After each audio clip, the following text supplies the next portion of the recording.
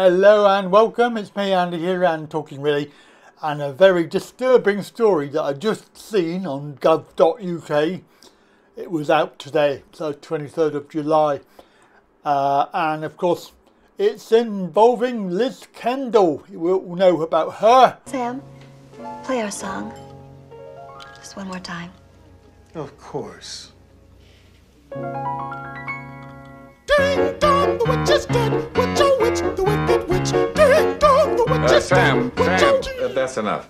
Play the other one. He's only been in the job for about 2 weeks, and already we have this on the news. It's a press release.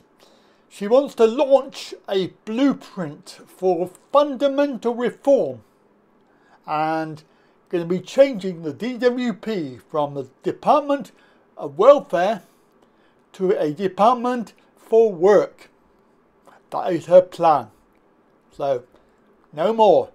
The entire system will be focused on work alone. Yes, quite scary stuff. Let's have a look at the article on gov.uk, and if I remember, because I shall probably forget, I'll put the link down below so you can read it yourself. So it's, obviously Kendall is DWP secretary, so she runs the DWP, government minister in the cabinet. She will today set out how Britain's system of employment support must fundamentally be reformed to tackle the most urgent challenge of spiralling economic inactivity. So she's going to set out, they're going to use a landmark first speech to set out the government plans to reverse the dire labour market. Major new reforms will be at the heart of government ambitions to reach an 80% employment rate, with a white paper on getting Britain back to work. Kendall set to empower local leaders to tackle economic inactivity alongside a new labour market advisory board. At the launch of the Pathways to Work report, Kendall will lay the path for a new government white paper to get Britain working. This is central to delivering the government's first mission to kickstart economic growth. She will set out the dire inheritance from the last 14 years, obviously, because she's going to blame them for everything.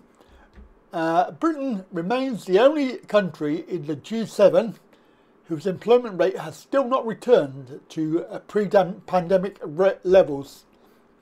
There's 2.8 million people out of work due to ill health or disability. I wonder why. It could be something to do with the experimental medical procedure, I don't know, maybe, or something like that, maybe. I'm just guessing. There's 1 in 8 young people not in education, employment or work.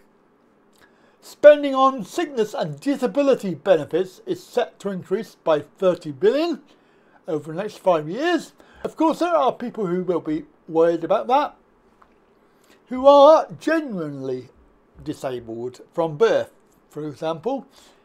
Too many people trapped in low-paid, poor-quality work with little prospect of improving their lot. Of course, because of the rate of pay. Maybe give them a fair wage, give them a job that they can do, if they can. She's going to argue that the fundamental problem is that the current system of employment support is designed to address the problems of yesterday. All right. She said over the last 14 years, every year again, blaming the Tories, the DWP has focused almost entirely on the benefit system and obviously specifically implementing UC, and that nowhere near enough attention has been paid to the wider issues.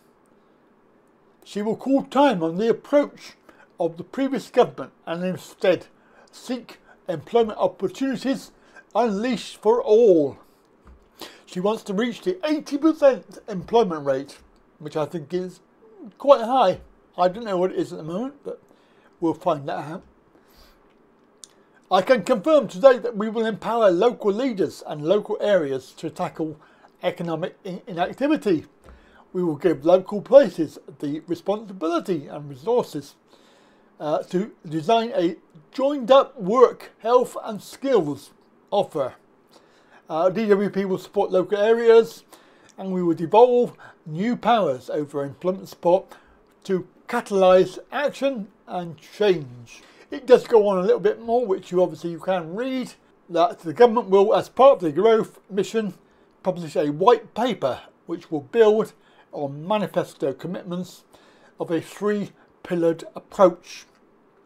So a new national jobs and careers service, new work, health and skills plans, and a youth guarantee for all young people aged 18 to 21.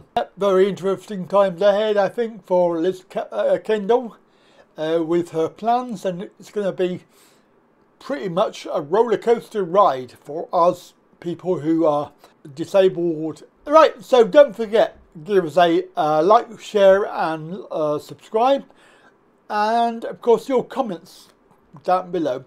That would be very useful, and I'll see you again very soon. Bye for now.